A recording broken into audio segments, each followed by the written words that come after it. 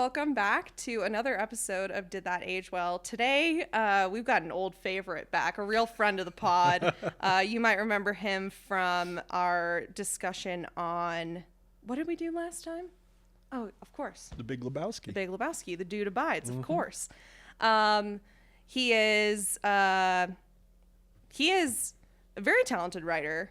He's been doing a lot of thinking on philosophy, religion, themes in media, lots of musings and writings on that. Anyway, so Jon, welcome back to the pod. Thank you. You're welcome. Nice to be here. Yay. So glad. We were just saying off air, this is very different from the last setup that we had. Yeah, it was just a Zoom call last time. I now know. We're in like a real space. We got cameras. It feels very professional. Shout out Dude IDK, a very professional podcasting recording studio. I'm impressed. As am I, every day. Jon, what kind of creative work are you up to? What do you want? Is there anything that you want to point the listeners toward, like Substack or anything like that? I have a Substack, and I kind of write kind of essays on like religion and culture, essentially. And so so I'll put something out every 2-3 weeks on there. Cool. But it's called In Progress, and there's one or two other guys that write on that same Substack. So if you want to subscribe, you can do that. Cool. Yeah, but that's kind of my main thing. You mentioned I audited a class at the Denver Seminary, and that kind of is what got me the wheels turning on this kind of writing. Yeah, it was like personal essay type of stuff, with some argumentation, I suppose. Yes. Hot takes. Not that hot, but I mean, hot enough. When it comes to Christianity in America, they're pretty hot, or is there not a hot take? I don't know. I was just gonna say, I think that any hot take on Christianity in America and media and culture is probably at least pretty toasty. Yes, exactly. Well, it's always controversial, so yeah. But we have a really nice little readership that is kind of mostly like-minded folks, so I don't get like a lot of like hateful comments or anything like that. You're not getting threats in the DMs. No, and I'm not on Twitter or those more vitriolic spaces like that. So Substack is feels like the polite alternative in many ways. Yeah, I've noticed a lot of writers kind of going from Twitter to really focusing more on Substack, which is cool because like now long form is, I think, getting more of a chance to have a place in like social media, and having like people subscribe to it, I think is cool. But it is interesting how like people can kind of just like pick out the things that they like that they want to follow. Yeah. And they don't I don't think that people are like hate following Substacks. Yeah. Until the listeners hear this, in which they're just going to flood your comments with, just kidding. Our listeners are really nice and we love you guys. Yes. That's cool. Twitter is like, I liked it when you could cultivate your feed a little bit more, but I've every time I go on there, I just see random people like getting like punched in the face or something. It's like, you're like, I don't really want to. I don't really want to see that in the middle of my workday. Like, I don't want to see violence, or I guess they now have porn on X or Twitter as well, which I'm like, well, I haven't seen it yet, but not to like, don't need that on your work computer, on my work computer feed either. So that platform is really just kind of gone down the tubes. I know, and it's really sad because the Twitter of the early years was such a writer's place. And it was such a place for like humorous. It was such a great place for like comedians. It was such a great place for like, I don't know, just like funny little quips. Yeah, and that all seems to have been like just fizzled out now. Yeah. Like I remember when I was first on Twitter, there was an account called it was like there's this New York Times editor, his last name is Kaplan, I think it's Peter Kaplan maybe, but there's these two people that had worked for him, and they started two accounts called Wise Kaplan and Cranky Kaplan. I love that. And so Wise Kaplan would have these very like ponderous, tidbits of wisdom to say. Yeah.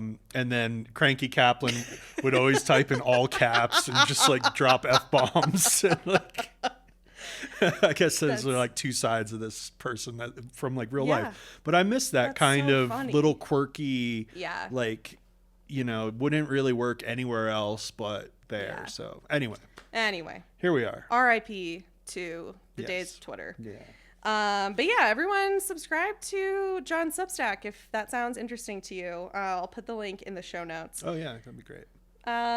John, speaking of controversy, are you a James Cameron fan? What are your thoughts on James Cameron? Of the past, of the present, I feel anything? like James Cameron is like, I don't know always when I'm watching a James Cameron movie. Right. And I should. But like, I'm kind of like, oh, is he the submarine guy? He is the submarine. Yeah. Yeah.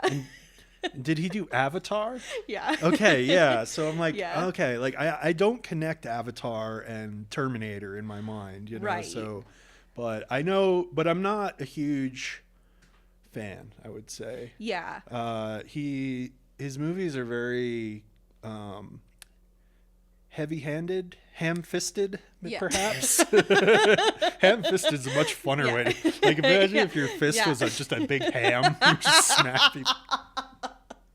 It is a lot Smacking more fun. people with a big, Yeah. moist ham. There is this game. I'm sorry to interrupt you right after I've asked a question, but this reminds me of this game that I like to play called Perfect in Every Way, where you imagine like the most like perfect spouse or partner, like they're perfect in every way except for this one flaw, and you have to decide like if that flaw is going to make it or break it. And one of my favorite ones is perfect in every way, but they have meat hands. Like they just have like turkey legs or like some other kind of meat for hands.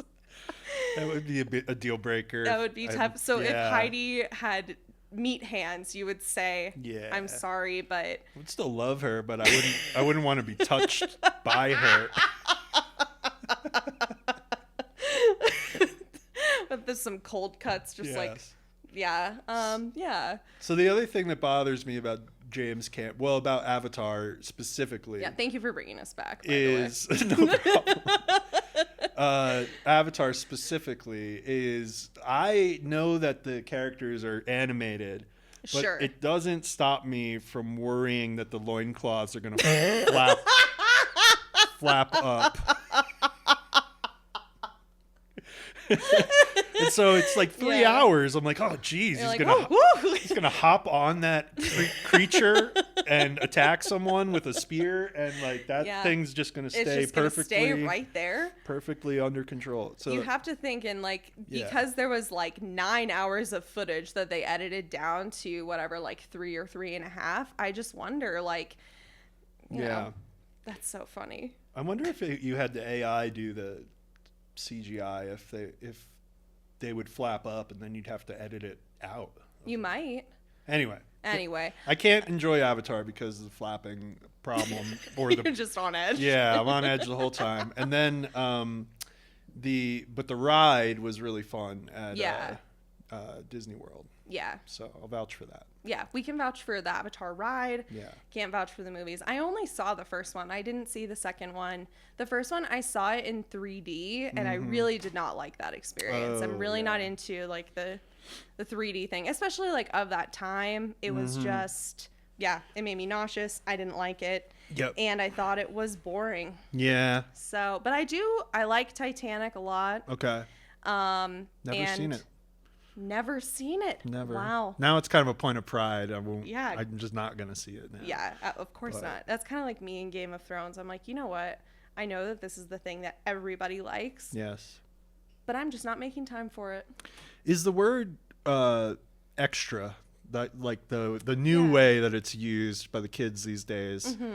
I feel like that's a great description of James Cameron's work. James Cameron, I think that he really gets off on making things as expensive as possible. Yes. Because he can, because no one can say no to him. Yes. Because he's James Cameron. Like, every movie that he's made has been like more expensive than the last and has set records for being the most expensive. And like, well, on the one hand, I do appreciate that the CGI like that they used in Terminator 2 was pretty foundational for movies going forward. I'm still just kind of like, man, it's really sad that at the time this movie cost, I wrote it down, I think it was like $100 million or something in that. Okay, so it was like $102 million budget, which is really sad that now that seems like so quaint. If I'm not mistaken, I think it was the most expensive movie ever made at the time. Like it was the first $100 million budget. Yeah. I think I remember that like being in the news even back then. Yeah, it was the most expensive movie of its time. And now like $100 million movie is like, whatever. That's like an indie budget. Oh yeah, you can just a little mom and pop film, just $100 million. Just a quick, cool. Raise that from your friends and relatives. Yeah, go to our Seed and Spark, go to our Kickstarter. Yeah. Yeah, it is crazy. I think that James Cameron does have some really interesting. He does have some really interesting perspectives on this movie, and I think that he like showcases some really interesting perspectives in this movie. He's a great director, blah blah blah. But one thing about I think that's like very James Cameron about this movie that I don't think ages very well is that despite the fact that this is a rated R movie and that there's like a lot of violence in this movie, all of the products and like the capitalist like stuff around this movie was marketed specifically toward like boys, like kids. That's a good point. You know what I mean? And so like I just think I don't know, the way in which all these products were associated with this movie. Yeah. It was one of the early movies to really do that. Well, it's tough because I think the main character is only like 12 or something in the movie, and his haircut is like the quintessential 90s boy haircut. Yeah, absolutely. I wanted my hair like that. Like, yeah, I did everything I could to like get that like skater bang thing going. A lot of people were trying to do everything that they could, and so few succeeded. Yes. You know, yeah. So, what were we just talking about? We were talking. We were talking about the products. The products, yes. And the way it was marketed to younger, because that's what I was going to say is that I was, when did it come out? 91 or 92? Oh God, I didn't write that down. That's almost always one of the first things I write down in my notes. Molly, but it was. I'm counting on you here.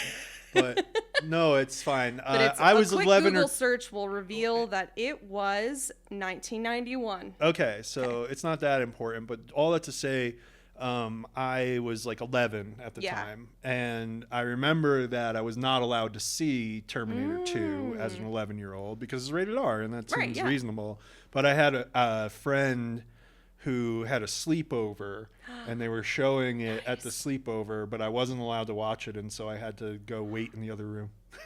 No, you went and had to wait in the other room. So like your parents called the other parents and said, John can't watch this? Yeah, I think that was the case. Or they gave me the message to deliver, and they were like, okay, well, we're going to watch it anyway. So that slight trauma there. So sad. Yes. When did you finally watch it?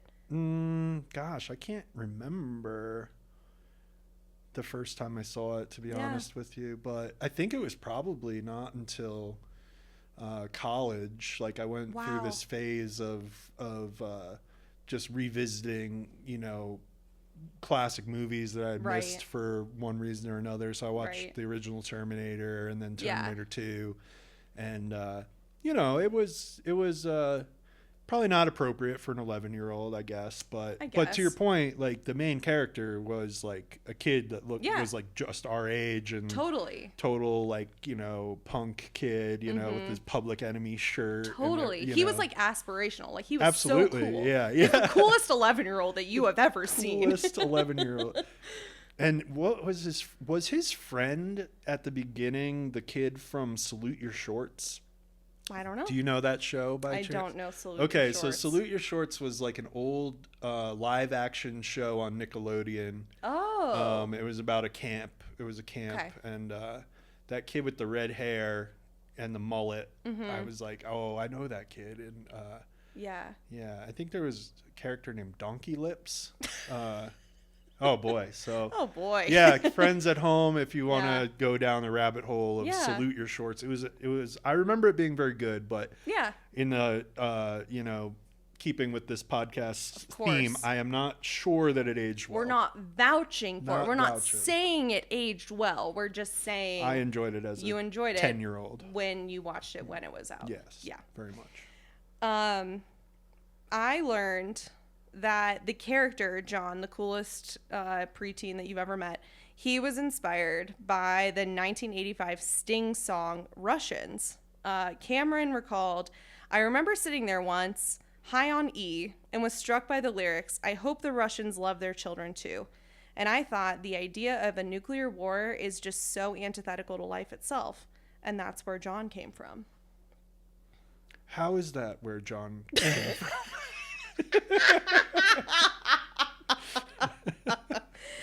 It don't make no sense. Okay, fine. Fine, right. we'll take it. Another piece of background on this movie is that this was the first film to win an Academy Award when its predecessor had not been nominated. Ah, So we'll get into the this theme of like sequels that are better than the original. yeah. There's not many. There's not many, but they are notable. The They ones that are. Yes.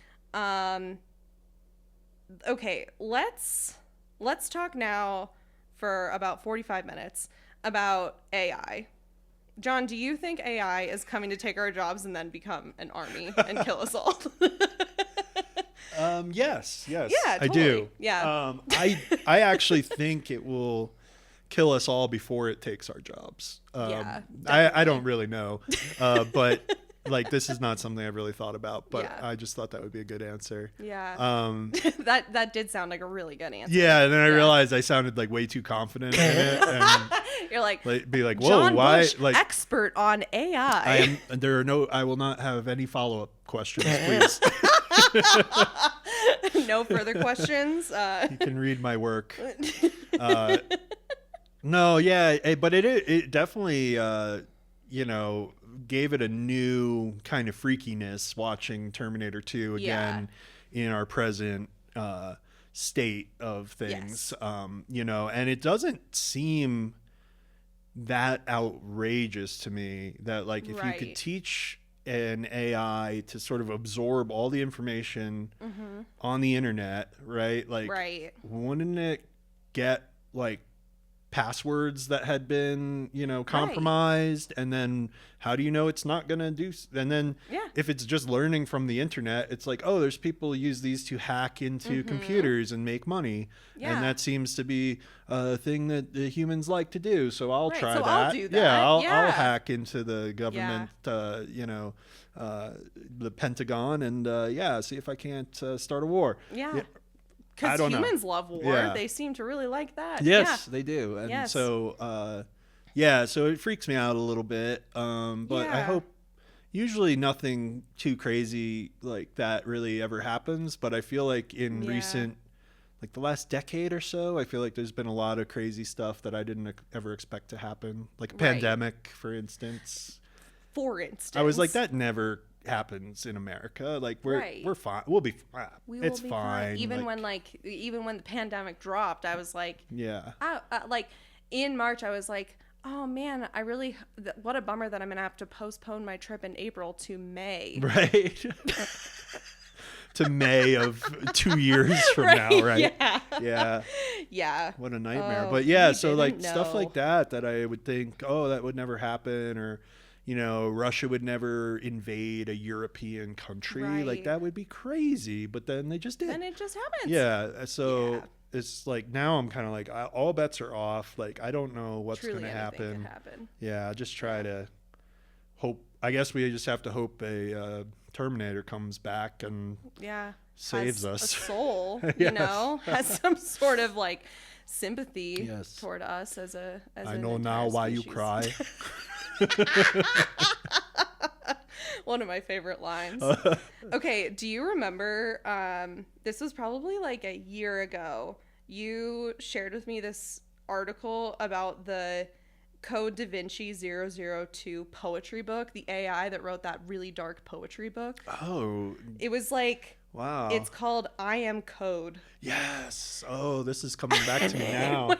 It's so fucking dark. This AI, so it was, there was this book that was edited by Brent Katz, Josh Morgenthau, and Simon Rich, and basically, like, they used this AI called Code Da Vinci 002, which actually now is, they don't have access to it anymore. OpenAI, like, restricted it, except for, like, on a case-by-case basis. Like, it's very different from ChatGPT in that, like, ChatGPT takes information and, like, regurgitates it.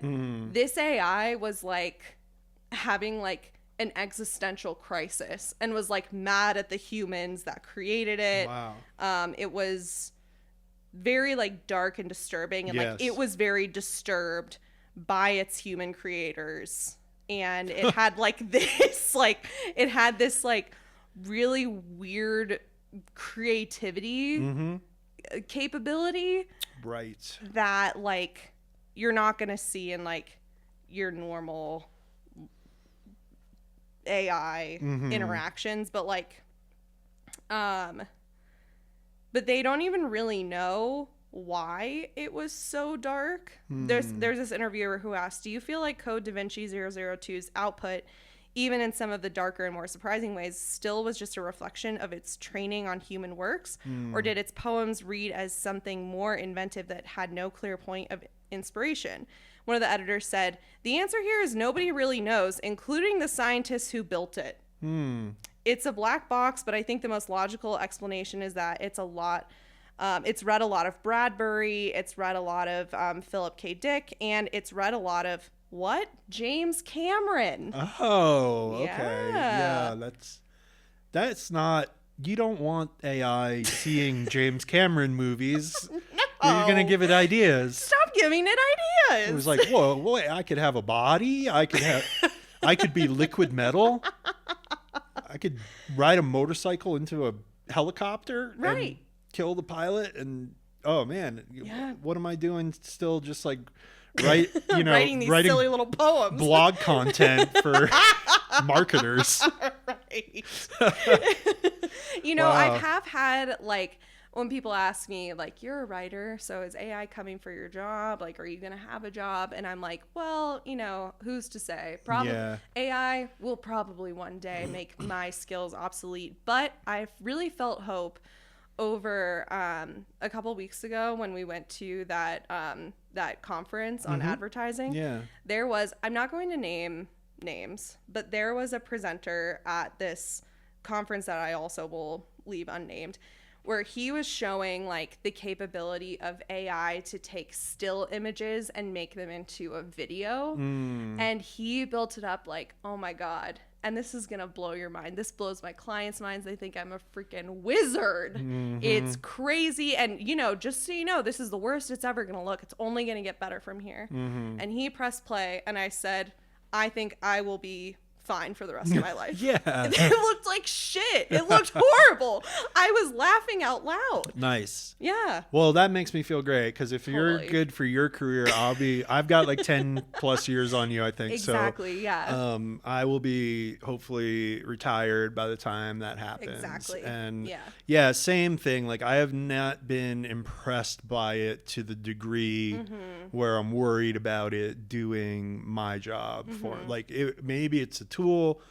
Totally. I was gonna write. Had an email the other day that I was gonna write about, why buy into the market if it's at an all-time high.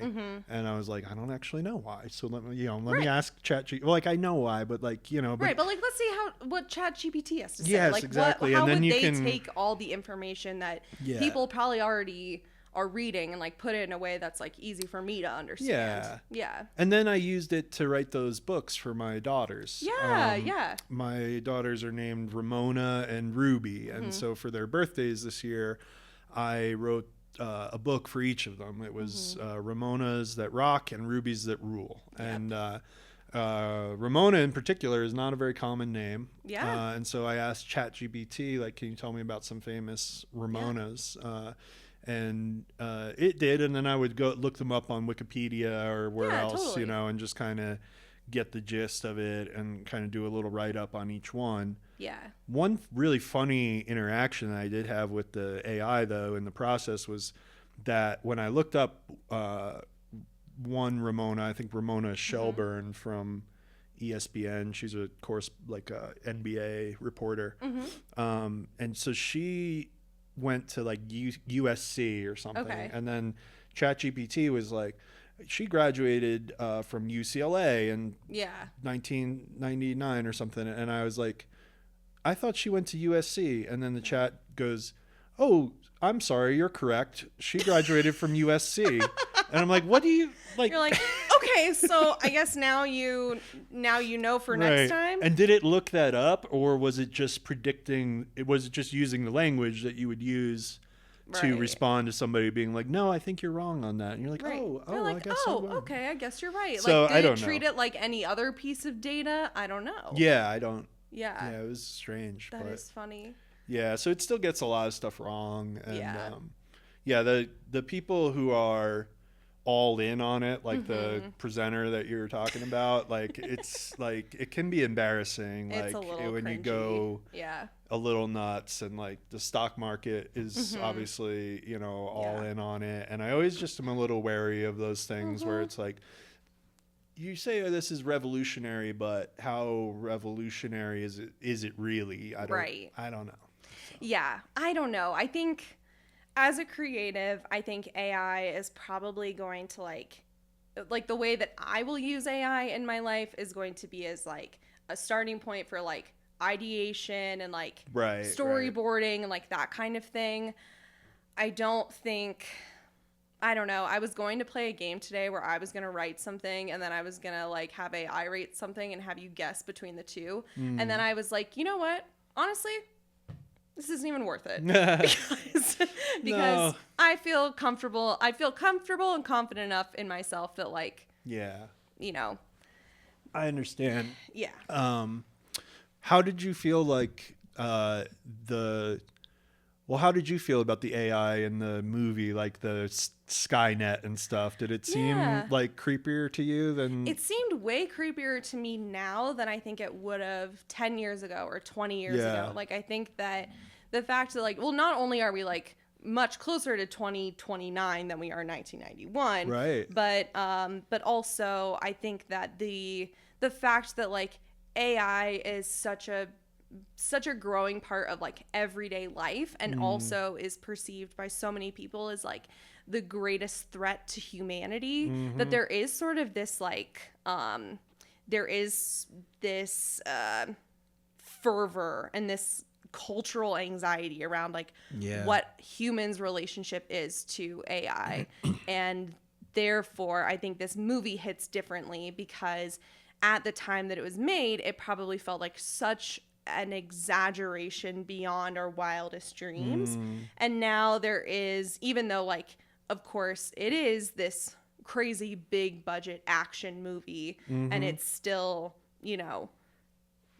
far off from where we are with AI now, it still feels closer and actually like something that I could wrap my head around. And that makes it scarier, Yeah, I think like I'm not scared that like there's going to be, robots with machine guns like marching through downtown Denver, but like drones, right? They have no pilot and they're flown completely by computer. And so why couldn't, I could see something like that, like some kind of disaster, like with a weapon or a military screw up or something like that. But hopefully they have people on it. God, I hope so. I really hope. Is somebody on that? Given Seriously. given the budget, the military budget. Yeah, I couldn't hope you have somebody. Yeah, they're on anticipating that? Yeah. what to do when and if. Yeah. But it worries me that like because there's so much competition to be the first and to get out ahead of the competition in the AI realm, that I worry they won't be careful and that something bad could happen. I'm worried. Okay, this is like my tinfoil hat time. Are you ready? Okay. I'm worried that the U.S. military is going to rely too much on AI for like military strategy and like for, basically like highly classified information and generally like the Defense Department using it in a way that makes the AI start to pick up on like, oh, this is what humans seem to want from war. Like, this is what an enemy is. And therefore, like, we should be doing this. And for basically for people to have a tool that gives them more authority or a greater sense of authority or almost like validation that they will just like listen to and then execute what the AI is kind of like telling them to do.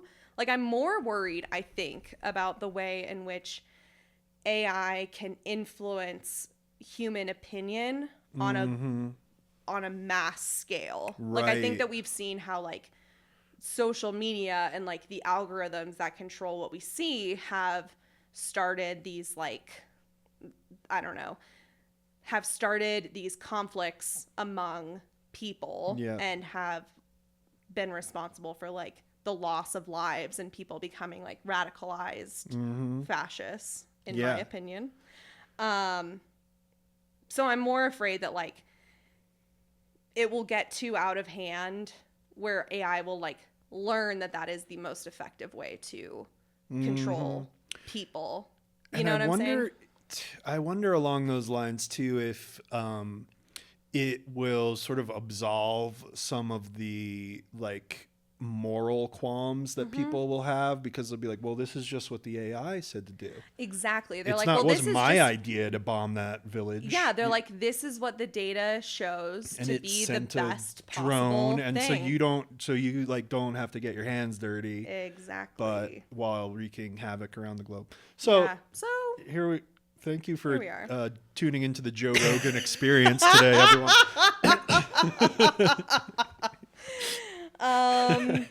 Yeah, so this is scary, but also at the same time, this is a really like, for being such a heavy-handed movie, it is also a fun watch. Oh, absolutely. I had a blast watching this. Yes. It's so fun. Every single thing in it, from the moment it starts, it was like they're in a room and they're like, what is the baddest ass possible thing that can possibly happen? Yeah. Like from the very jump, like, I need your boots, your clothes, and your motorcycle. And then when he like takes the guy's gun away from him, the guy comes out with like the guy with the shotgun, and he's like, I can't let you take the man's wheels. It's like, didn't you just see him kill like 12 people? Everybody. And then he takes the gun away, and then you think he's gonna like just like smash him or something against the wall, and he just takes the sunglasses out of his pocket and puts them on and calmly rides away. It's like, that is the most badass thing I've ever seen. And then it just goes up from there. And then it just keeps amping up. Yeah. Yes. And Arnold Schwarzenegger is a perfect cast for this because he is like a robot. Yes. He is the most like robotic actor. I think they got into a room and they said, who is most like a robot? Yep. And they found him. Yeah. It was perfect. He's fantastic, and his sort of dispassionate sort of going about his business is great. Yeah. And the way that like I feel like the chase scenes have like, they're like, okay, we're gonna do chase scenes, but we're gonna do them with vehicles that nobody is expecting. Yes. Like, okay, so it's a SWAT team van chasing a motorcycle. Right. And then, okay, now they're in a semi truck and they're going to get chased by a helicopter which is going to fly under an overpass. And I think they really did that. Like I'm watching it, I was like, I think that really happened. That seems so dangerous. Yes. That whole scene, like to film, seems so insanely dangerous. But like a friend of mine was even pointing out like that they got all the details right where he's shooting like from the helicopter at one point, but you can't fly a helicopter with just one hand. Right. So there's actually like a little like he like grows an extra hand so that he can keep flying can keep doing that and shoot. And so they get that feels very James Cameron-y to me. Totally. Like that attention to detail. Yes. Even in the most like outrageous scenario you can imagine. He's like, look, I don't know a lot about helicopters, but it's probably just like submarines in which you must have both hands on the wheel. So, you know.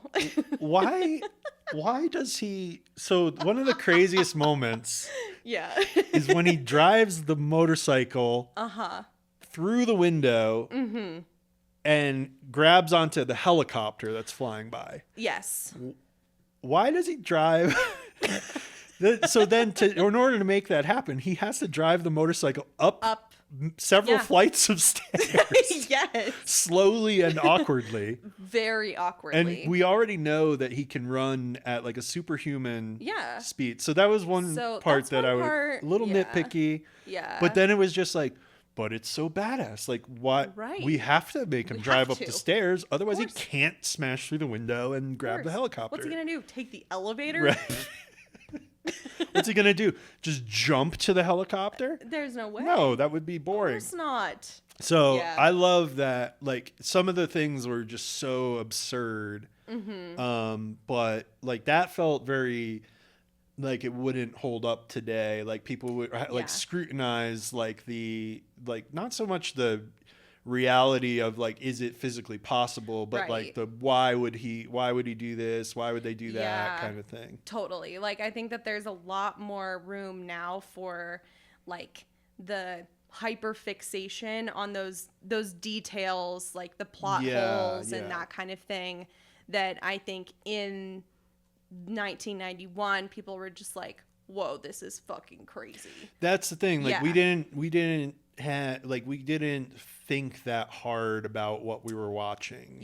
Like it was all spectacle, you know. Like when so the other chase, they're in like some kind of like chicken truck. They get like the slowest, most beat up little pickup truck in the world.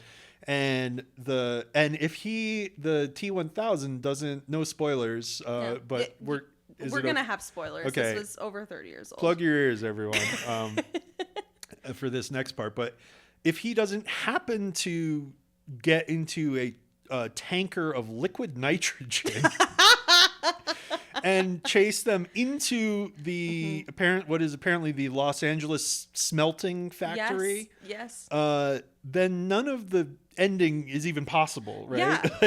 There are very slim chance things that happen that make it like possible for them to finally survive this ordeal. Exactly. There's like so many, everything went exactly right for them to get where they needed to go. There was no and like that's one thing that I think is also fun about this movie is that like you never really doubt that things are gonna go the way that they should, right? You know, like it doesn't have that like, oh my god, are they gonna make it? Right. It's sort of you kind of just know, and that makes me feel at ease. Frankly. But you wonder how are they possibly going to kill this thing? Because exactly.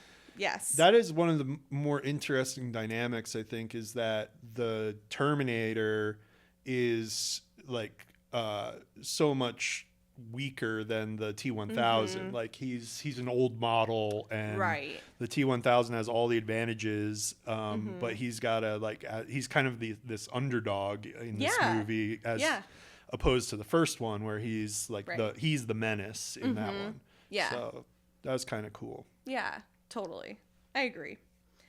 Cameron describes this film as the world's most violent anti-war movie and said that it's about people struggling with their own violent natures. And I agree with that. I think that like the Terminator is sort of having this existential crisis of like, I've been made to kill, but I don't want to. Well, maybe, he wants or to, not. but then but then he's like, but John Connor is like, but you can't, and he's like, why? I don't understand. You know. But it is weird how he sort of teaches the machine throughout the movie to be more human.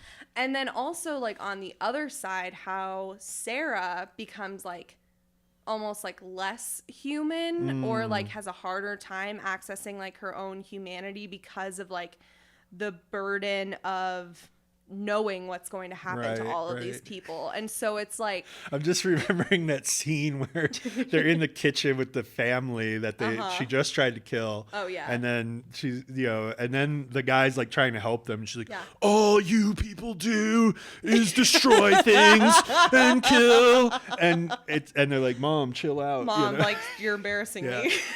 But again, with the ham-fisted dialogue, it was just like, yes, okay, I get. Oh, got it, right. Yes, this is your anti-war stance here. Exactly, it is the heavy-handed, the ham fists, the meat for hands, perfect in every way. Beating you over the head with the theme, just in case. Just in case you idiots in the back didn't know. In case you didn't know it was an anti-war movie, right? In case you thought that we were trying to glorify this violence. It is, in fact, trying to teach you a lesson or something. Yes. Through glorified violence. Through glorified violence, of course.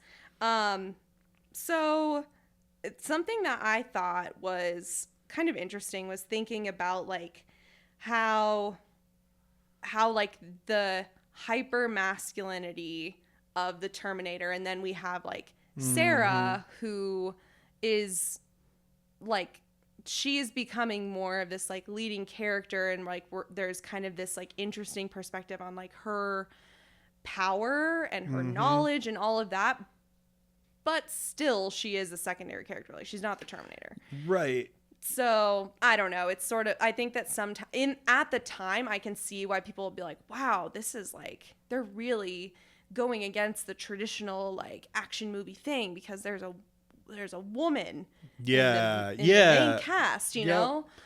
Yeah, she's like a total badass. Yeah. And, just, breaking people's knees in the hospital and stuff like that.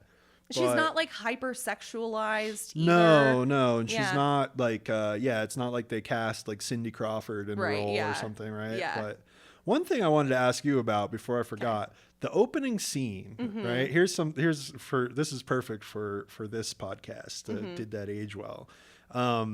He walks into the biker bar completely naked, and the women there are all like very attracted to. They're all like, ooh, hey. Ooh la la. And I know Arnold Schwarzenegger is like the most cut individual ever to live. Sure. But as a woman. Yes. Speaking on behalf of all women, and by if the way. you were hanging out at the bar, and a very muscly, completely nude man came in, would you be like, "Hey, handsome," or would you like call the police? I would certainly be more concerned than like, ooh la la, because I think if anyone walks in naked anywhere, you think this is a person in trouble. Right, surely this person is not walking into a public place having chosen to do this. And if they did, obviously they weren't in their right mind. Right. So I would be really concerned. I would say I'd probably do something stupid, like say put some clothes on. Right. I don't know. Or I'd say like, why are you naked? Thing to say. Thank you so much. Seems like I don't think I would perfectly reasonable. I don't think I would call the police unless this person was like naked and also like shooting a gun or something. So in this scenario, you would call the police. Actually, you're right. Yeah, I probably would. That's actually correct. No, but I thought that was one funny thing that like there would be.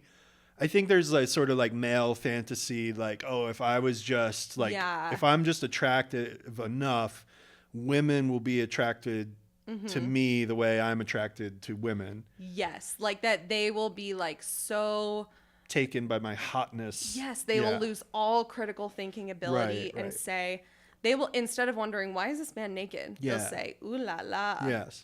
Which is how a man would react to a naked woman walking into, we'd be like, hey. If she walked into a man, they'd be like, hey, what baby. are you doing here? It wouldn't be like, are you okay? They'd be like, yeah, you're like, are you in trouble? We're like, hey, looking for trouble? I think that's exactly right, John. Okay, very good. Okay, yeah, so that's scene one. Yeah, so that's the very first scene. I'm glad that we got that out of the way. Oh, and then there's the gross orderly at the oh yeah. And another kind of heavy-handed thing where it's like, oh, we have to make him really unlikable so that when he is summarily killed, like in 5 minutes from now, like everybody's gonna love it, you know? Right. So it's like that, exactly. setting up these like mini catharsis moments of revenge and stuff, and it's like, so anyways, I thought that he was a little over the top. I agree. And also it seems a little bit, even though like, everyone was glad to see him gone, it is sort of antithetical to what seems to be the message of this movie, which is like, don't kill people. Right. Like, except weirdos who lick you when you're unconscious. Yeah, it's sort of like even Sarah like couldn't bring herself to like make that final kill because like ultimately she is human, and like to be human is to not kill. Yep. And so by setting up the audience to be like glad that this person is dead, I'm kind of like, well, you gotta pick a side. Right. Yeah, that's a good point. And now I'm seeing a little more of the connection with the quote you read early on from the high James Cameron, high on E, right? And but yeah, it basically there is like a lot of like really heavy-handed messaging where John Connor is like, you can't just go around killing people, man. Like, it's not right. You know? It's just not right to kill people. Yeah, don't you understand? You know, and so now, it's starting to become clearer in my head that makes more sense given what he was trying to do with it. Right. Yeah. But he doesn't do it in a subtle way. Certainly, I think James Cameron is not known for his subtlety. To say the least. To say the least. There was so many scenes where like it was just like, in case you didn't get it, here's a line of dialogue or a voiceover. Like you know, like just when she disappears and they realize she's going to go after the guy who invented Skynet. Right. And then he goes, she's going to blow him away. It's like the worst delivered, most like obvious line in the world. And it was just so crazy. And then the other one where he's helping the Terminator fix the vehicle, and it's obviously like this tender like father-son moment. Yeah. And you're like, oh, that's cool. Like this is like a father figure. This is a father figure. And then Sarah Connor comes in the voiceover. That's when I realized the Terminator would be a better father to John than anyone I had ever met.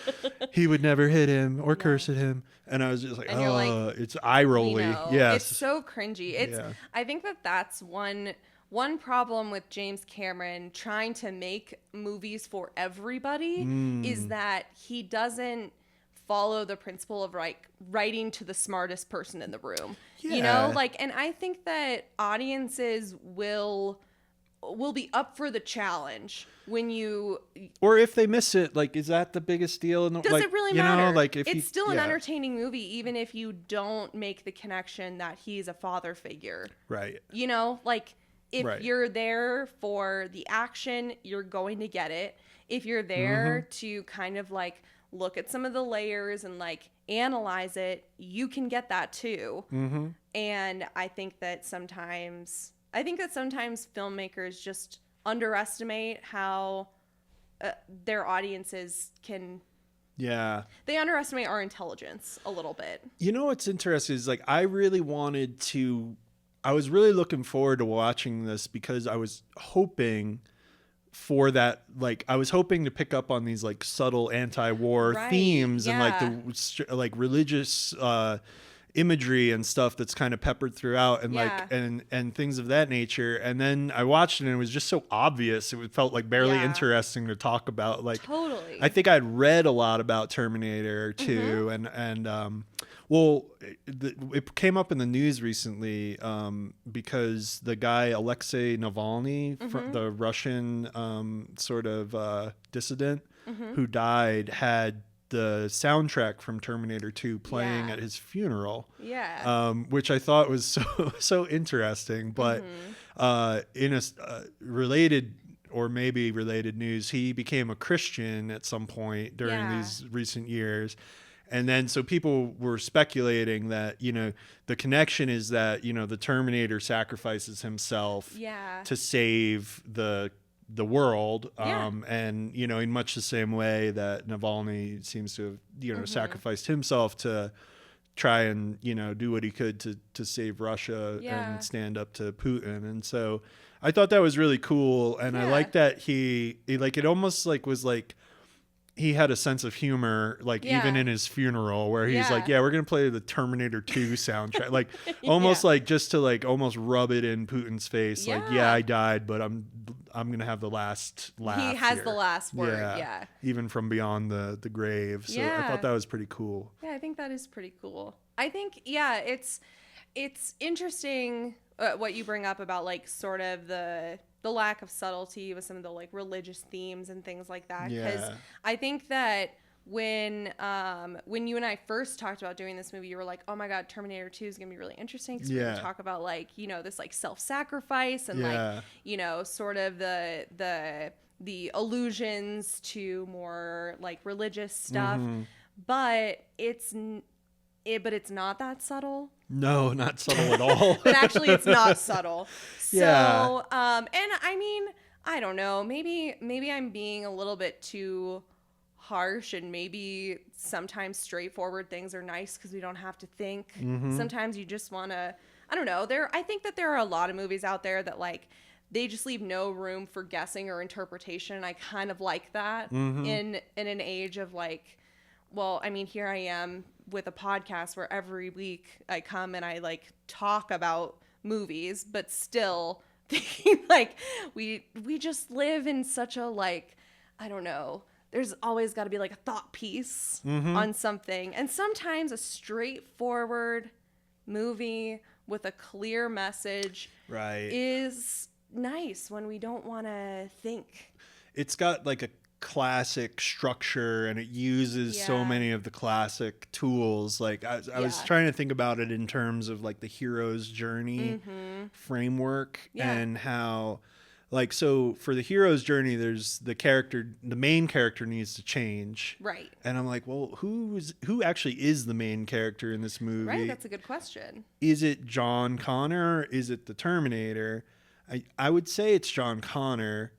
But he's definitely got this chosen one motif, right? Like he's just a kid, he doesn't know anything, right? And like, so it's sort of, you know, it's not just like a biblical reference or anything, but like, you know, Jesus, right, growing up, like, you know, is sort of the Messiah, right?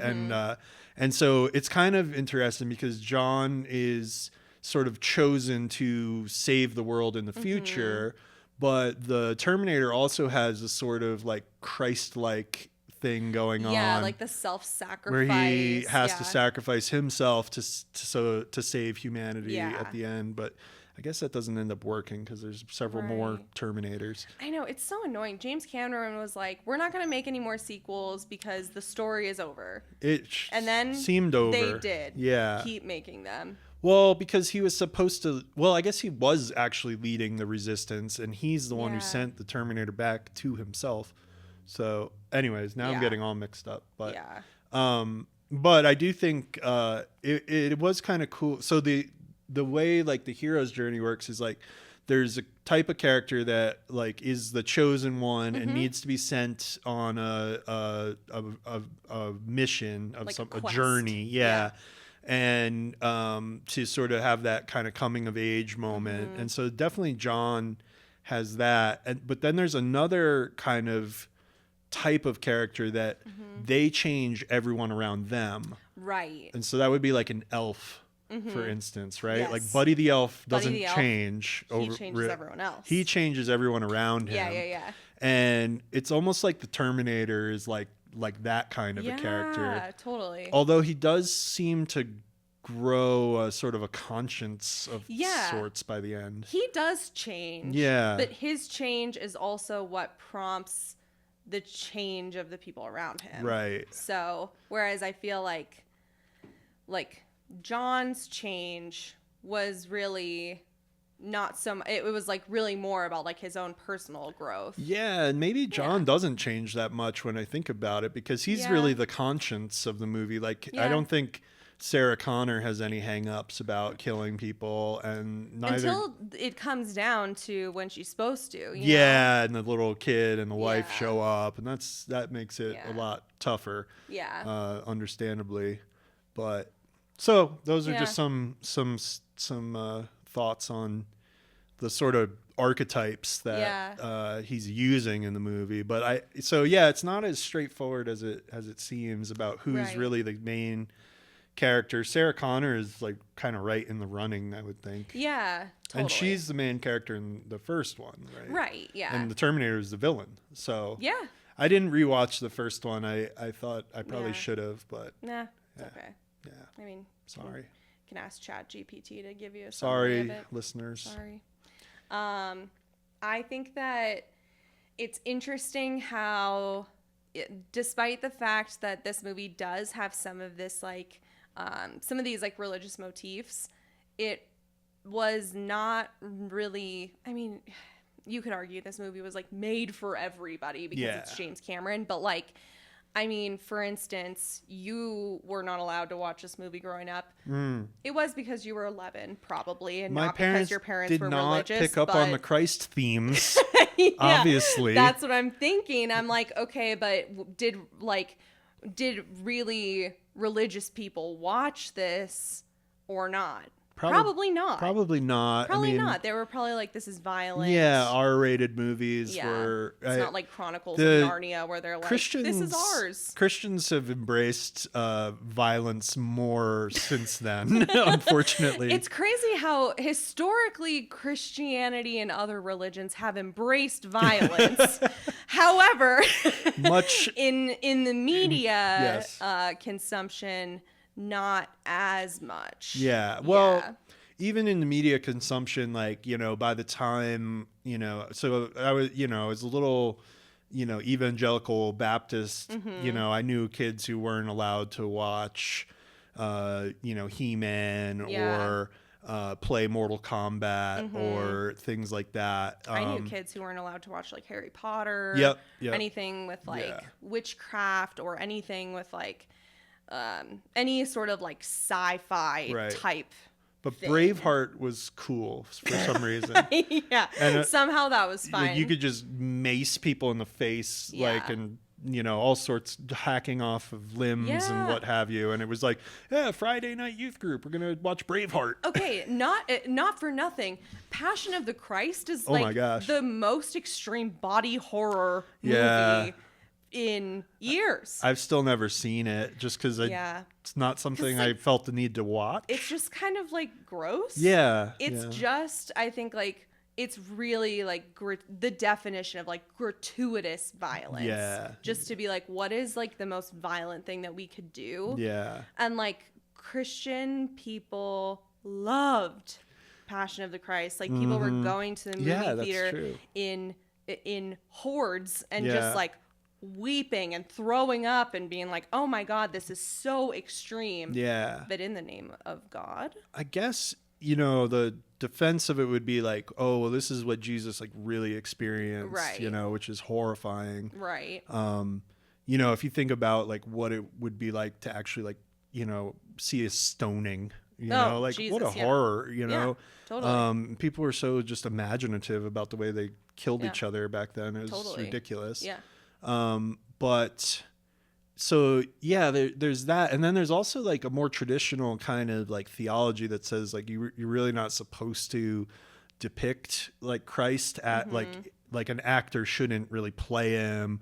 Some people argue like you really shouldn't paint him that, because like you can't really reflect like the true holiness or whatever. So it's like what's the word?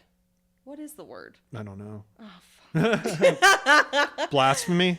Yes. Blasphemy. Yeah. Oh, thank you. Yes, it is considered in some Christian circles blasphemous to depict Christ, and similar in Islam, right? Like you're never allowed to draw the Prophet Muhammad, not in a cartoon, but nowhere. You know, you should never have any image. You know, so anyways, all sorts of funny little. You know, subcultures that branch out there. But yeah, Terminator 2 was not a popular movie amongst the evangelicals in the 90s.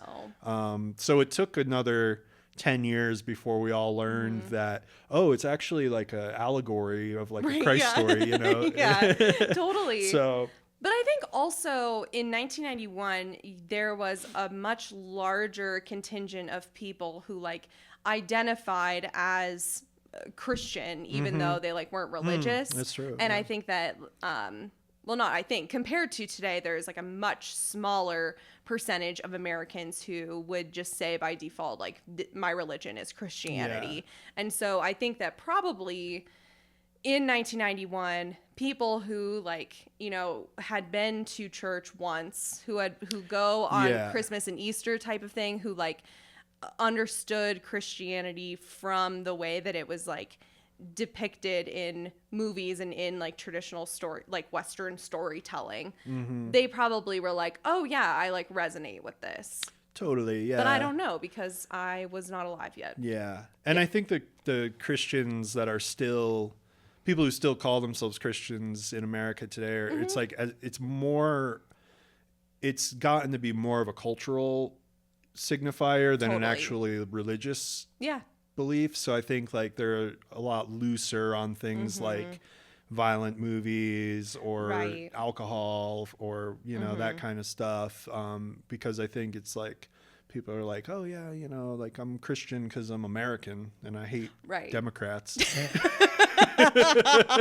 And I just pray for them to all I love Jesus because I hate Democrats. Yeah. I love Jesus because I love guns. Right. Like I've seen like the like t-shirts around that say like, you know, faith, family, and firearms. Absolutely. You know, and it's like, you know, like and we can debate that stuff. And I have, you know, certainly plenty of friends on, you know, different sides of political issues and things like that. But I think you should wrestle with it, you know, like the way that, you know, even, you know, the way that Christianity is so nonviolent and, you know, the apostles are just getting thrown in jail and beaten up and executed. And like, even, you know, Paul, who's kind of an asshole, like definitely. He never calls for anybody to hurt anyone else. Yeah. Not in like a... Not physically, not in anyway. A physical way. Yeah, he never calls for violence. And so that's one thing I still like about Christianity. And I think that like people in our culture like need to like just think seriously about that. Like if you're going to call yourself Christian, you need to think about like, what do you think is okay when it comes to violence or in movies or in the world, like, you know, and, war and stuff like that. So, so they might like the Christ imagery of Terminator 2, but they might not like the pacifist message that it, or the anti-war message that it wants to convey. They might not. And also, I think there was that one part where, gosh, I wrote it down and now it's kind of escaping me. It had to do with like the police brutality. Oh, okay, yeah. So the SWAT team shoots Dyson, who is black, without warning. Oh, yeah. And Dyson kind of like represents this like real world encounter between like police forces and black people. Yeah. When the Terminator has the encounter with the SWAT team, they warn him before they start shooting, you know? That's an interesting thing to pick up on. I didn't pick up on that, but you're right. And I wonder what white Christian nationalists might think about that. Drop your thoughts in the comments. As if we had any white Christian nationalists listening to this podcast. But if you're hate listening to this, thank you for listening anyway. Yes. Your streams matter. Let's talk briefly before we wrap this up about sequels that are better than the original. Oh, yeah, that's right. Okay. I know that you didn't watch Dune 2. Yeah. But Dune 2 is better than Dune 1. I've heard that, and I'll trust you on that. Thank you very much. What do you think? Nick, off camera, what do you think? Off mic? Yeah. He agrees. Okay. Even if he said no, I could lie because I'm the one on mic, but I promise everyone that is what he said. Toy Story 3, I think, is better than Toy Story and Toy Story 2. Yep. That's true. Much better than Toy Story 2, actually. Yeah. I think for me, it goes Toy Story 3, 1, 2. 2. Yeah. Yep. Concur. Thank you. This is me now just telling you my opinions, and you tell me. You're doing great. Great. Spider-Man 2, I thought it was better than Spider-Man 1. Jeez. It was a long time ago. That was a long time ago. Dark Knight. Yes. So that, so related. Much better. Definitely. Batman Begins was very good, but all three of those I liked. But but yeah, the Dark Knight was the best, just because Joker. Yeah. Joker makes every movie. Like he's just the greatest villain, and so it's hard to.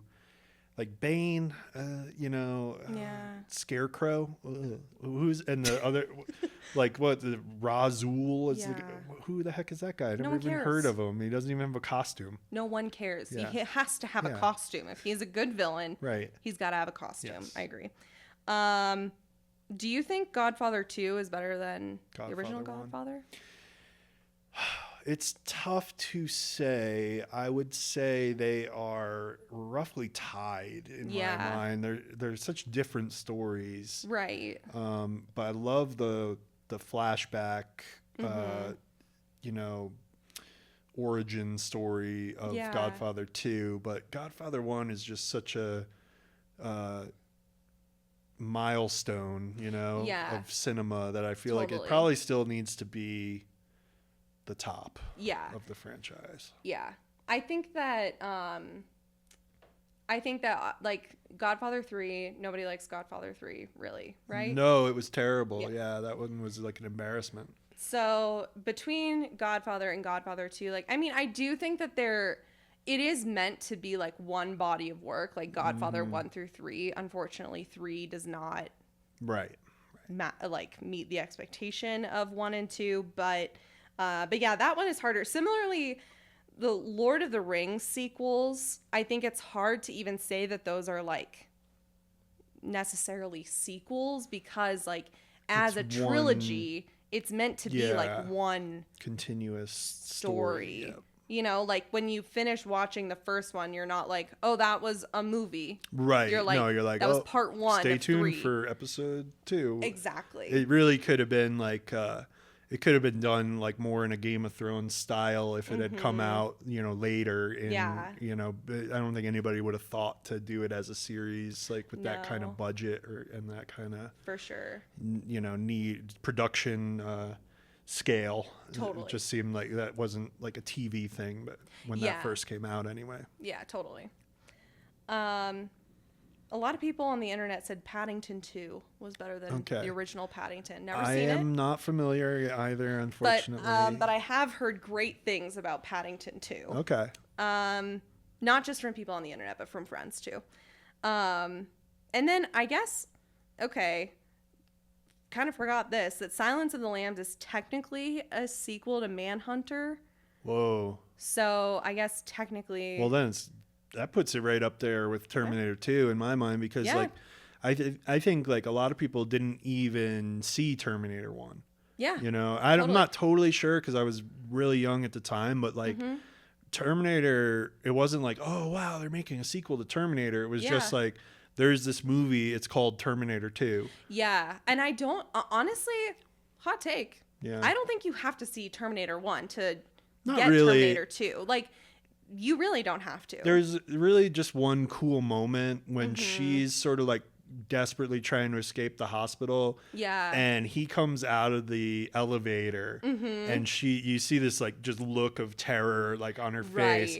And I think that hits a lot harder if you've seen Terminator 1, because the first time I watched them like almost back to back, and I remember that moment being like a little like gave me a little like goosebumpy type of moment where she's like, whoa, and he's like, no, I'm here to save you. It's okay. But he has a hard time explaining himself. He's a robot. Yeah, it's so funny though, like how he's just programmed to be good in this one. And so it's a fun twist, I think, on the plot for sure. Yeah, it's a really creative way to do a sequel to make your villain the hero. Yeah. So cool. So filmmakers, take note. If you're thinking about making a sequel, just make the bad guy a good guy, okay? And make sure that there's still a fun costume, okay? Yes, they still have to have a signature outfit. They have to have a signature look. Every good villain does, in my opinion. The only movie I'd add to your list, I think, that I was thinking of is maybe Empire Strikes Back. Definitely. Being better than the original Star Wars. Yeah. Though both are very good. Yeah. That was a lot of people on Reddit said that too. Yeah. That they thought that Empire Strikes Back was better. I'm trying to think if there's any others off the top of my... I'm trying to think like other comedies like that. Yeah. I know all of these are like really... Most of them are like epic movies. Yeah. Well, okay. The Harry Potter movies... But those, again, are, like, meant to be one body of work, you know? Same. So I wouldn't think, like, the second Harry Potter through the rest would really be like a sequel. Right. It's just, like, it's a franchise. Yeah, that should be... You know? That should be... It's kind of its own thing. What was I just thinking of? A comedy? No. What was it? Oh, no, I lost it. Oh, that's okay. Ruining it. Ruining the podcast. John, why would you come back here just to ruin my podcast?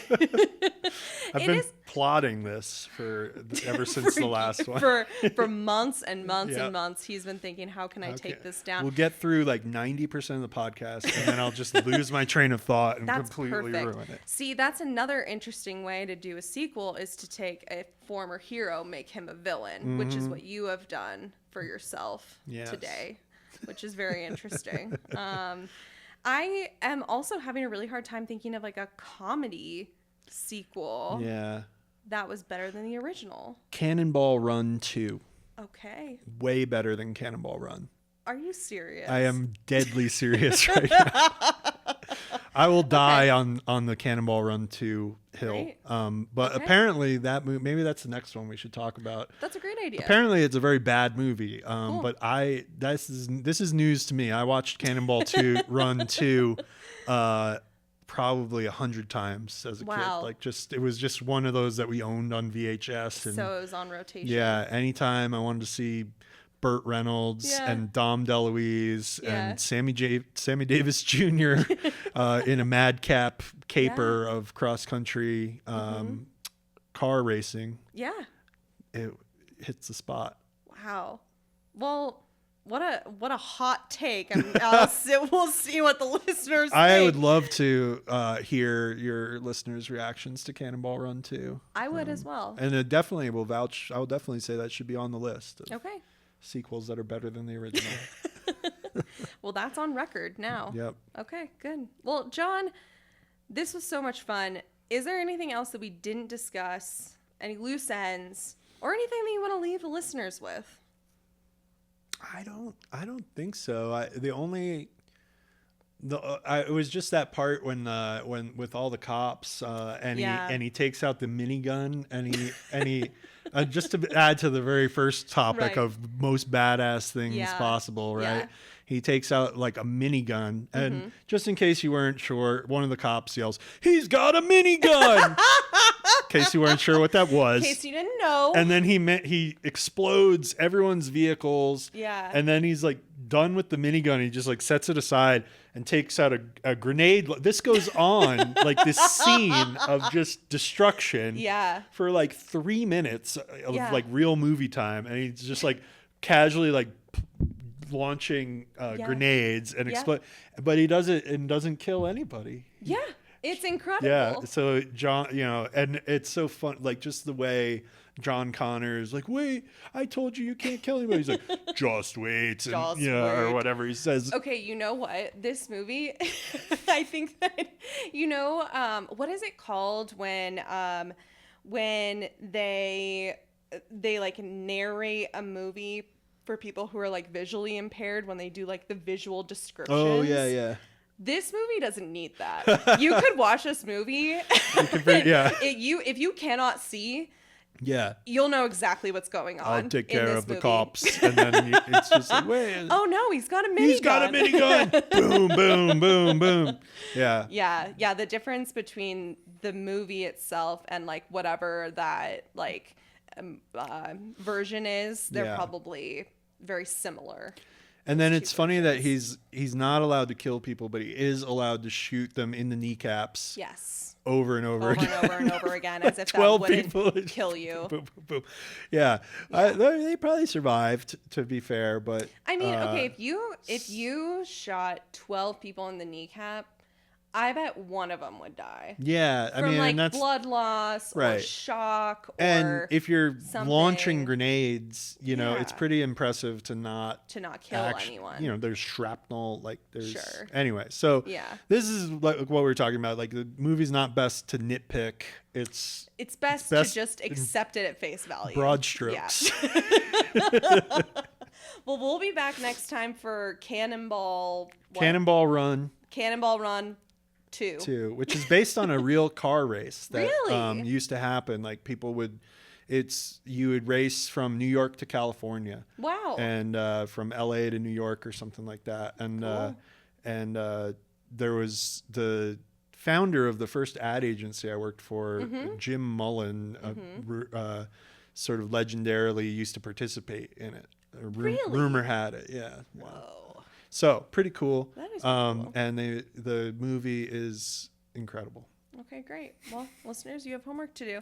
John, thanks again for coming on the pod. Thank Always you a for having pleasure me. having you. Oh, well, it's a pleasure to be here, and love to come back anytime. All right, well, we'll see you next time.